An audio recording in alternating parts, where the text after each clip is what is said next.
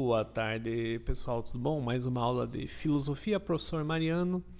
Hoje vamos tratar da situação do ser humano, do homem, né? Um pouco de antropologia. Antropologia é uma palavra difícil para se referir a estudo dessa pessoa, desse homem, dessa mulher, né? Desse ser humano. Um filósofo que eu já citei lá nos pré-socráticos, né?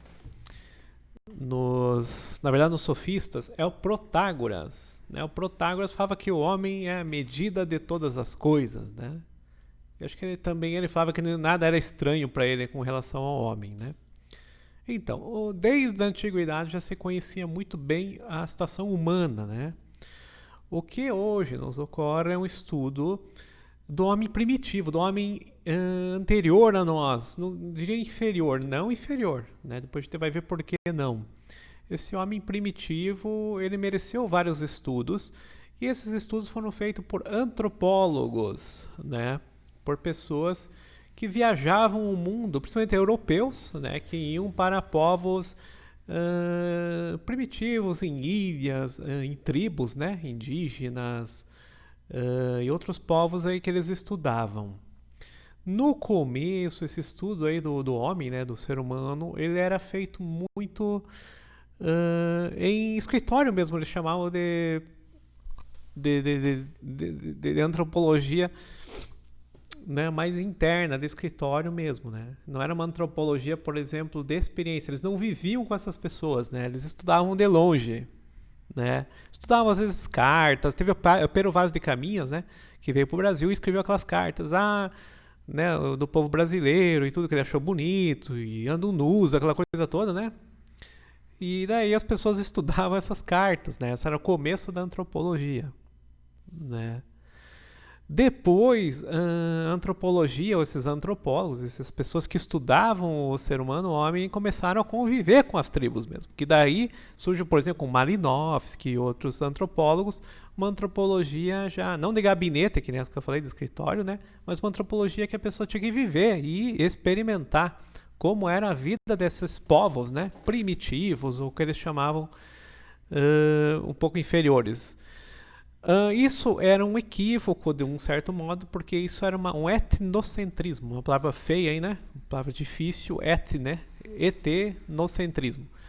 Esse etnocentrismo, né? Ele falava assim que o europeu era superior. Né? Por exemplo, chegamos no Brasil, né? Nós portugueses somos superiores aos brasileiros, aos índios. Né? Ou chegamos na África, nós somos superiores aos negros. E isso a gente vê que não tem nada a ver, né? Depois surgem outros antropólogos, outros estudantes de cultura dizem não tem superioridade. Né? Na verdade, são culturas diferentes, né? São diversidades de culturas. E o termo raça, que era muito usado, né? Influenciou ali italianos e tudo, chegou na Alemanha, a gente sabe o que aconteceu com o racismo. Né? Chega e o apartheid na África, o racismo também é uma doutrina ultrapassada, hoje nós chamamos de etnia. Né? Então não existe mais raça, é etnia.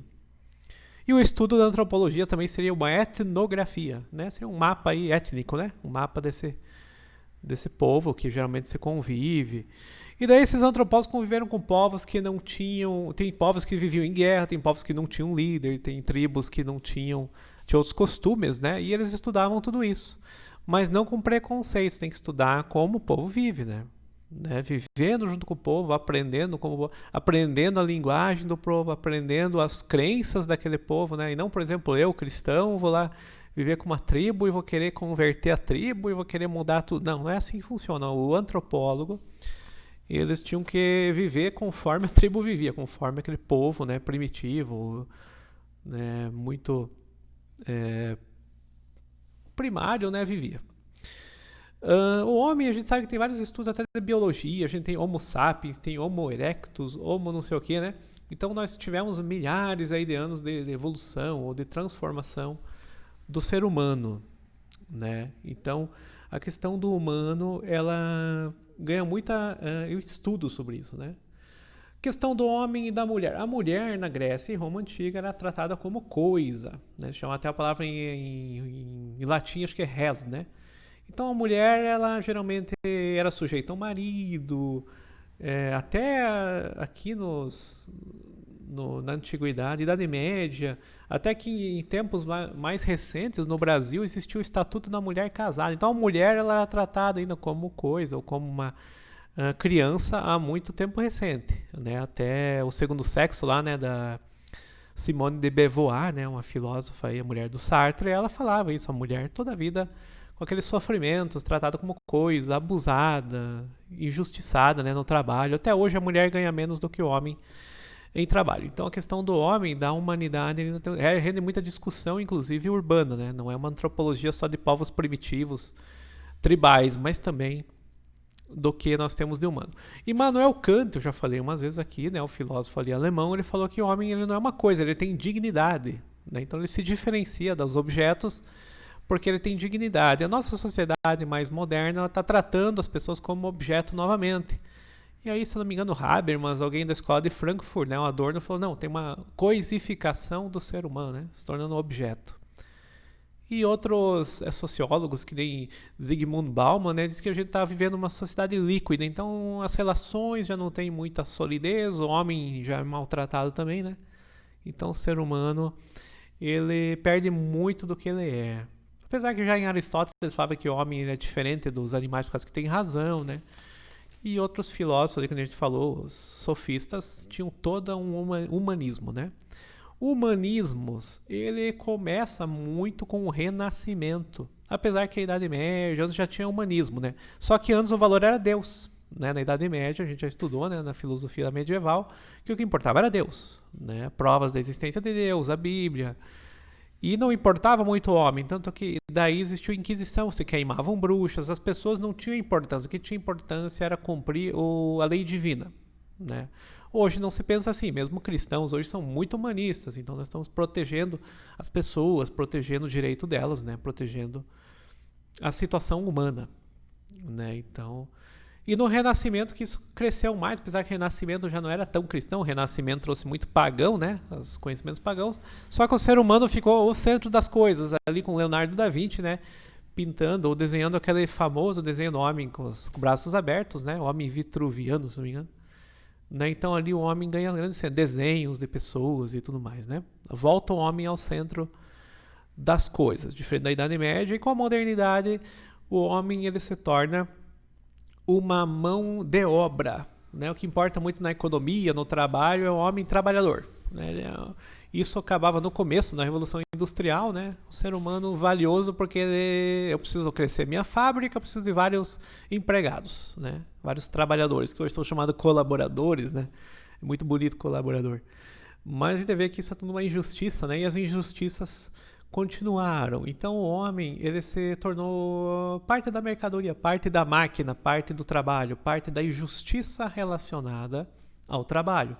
Né, o que Marx, né, o Karl Marx, lá, o filósofo que a gente não falou muito ainda, mas a gente vai começar a falar, tratava como mais-valia, como fetichização, como alienação. Então o homem hoje ele está alienado, ele está fora de si, né, fora de si, porque ele precisa de dinheiro, porque ele precisa consumir, porque ele precisa ter 1000 mercadorias, porque ele precisa ter um celular caro, porque ele precisa ter computadores, carros e tudo mais, e ele perde o valor.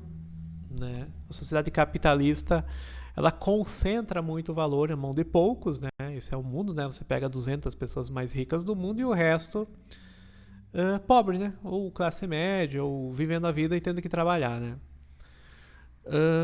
Ou bancos e todo aquele mundo que a gente já conhece. Né? Então tem o homem coisificado, tem o homem virtualizado, né? Onde a gente vê a tecnologia, né? A gente vê um homem descartável também, o ser humano perde valor assim para a sociedade, para o Estado, para o governo. Agora com o vírus, né, a gente pensa assim, mas é mais um que morreu e vão morrer muito mais. Né? Então se um líder político fala isso, né, que muitos vão morrer, que não tem o que fazer, esse é um total desvalor do ser humano. Né? A antropologia perde totalmente o seu foco. Né? Então...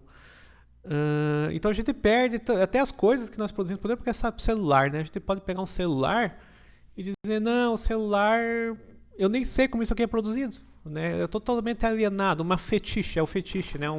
Como se fosse lá nas tribos antigas, tinha aqueles objetos mágicos, né?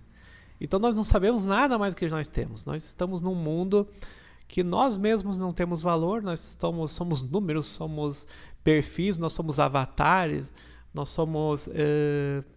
quem é famoso ainda ganha mais destaque, né? As pessoas da fama, os influencers, em várias situações, mas o ser humano, no geral, ele é meio descartável nessa sociedade. E nós, aqui na filosofia, temos que refletir sobre isso, né? Não só aquele homem primitivo tinha muito valor, que a gente achava que era inferior e não era, né? O europeu olhando aqui para o brasileiro. Como depois, agora, o homem ele tem valor, mesmo que ele não seja rico, não seja famoso. Né? Hoje a fama parece que vale mais que o dinheiro. E esse homem é essencial. Não importa se esse homem, se essa pessoa... Esse é o humanismo. Não importa se a pessoa é mendiga, se é drogada, não interessa nada disso. Ele é ser humano e tem que ser protegido.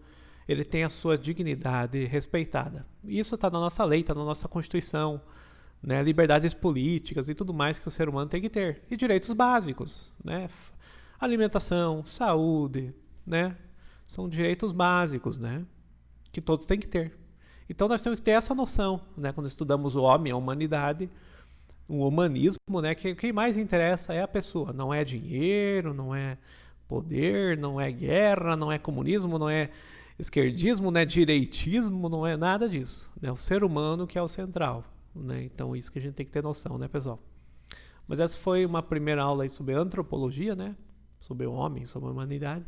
Uma breve introdução, né? Porque a gente não vai se aprofundar muito em antropologia, um pouco em marxismo, até pela grade que a gente tem que estudar, né? Mas nesse nível mais crítico aí, como a filosofia sempre foi, né?